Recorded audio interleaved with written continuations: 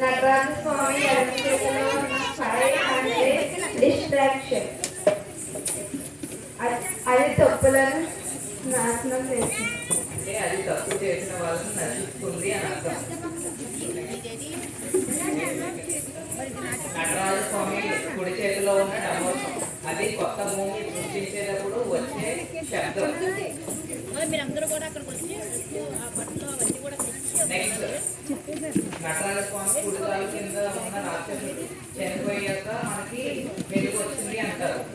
Next ఈ చుట్టూరు మంటలు ఎందుకు పెడతారంటే తప్పు చేసిన వారిని శిక్షిస్తాడు నటరాజ స్వామి అని చుట్టూరు మంటలు పెడతారు. ఇక్కడ కింద ఉన్న కమలపు రేకులు కొత్త జీవనాలకు నాంది. మైక్ దగ్గర పెట్టుకోండి. కొత్త జీవనాలకు నాంది. నెక్స్ట్ ఇక్కడ ఉన్న ప్రతి గీత కూడా ఒక సూచికను మనకు చూపిస్తుంది. అది ఎలా అంటే మన జీవనం కూడా దీనితో ముడిపడే ఉంటుంది. ప్రతి తన నటరాజ స్వామి తన జుట్టులో గంగా జలమును పొంగి ప్రవహిస్తుంది. అది జీవనదులకు నాంది. Thank you.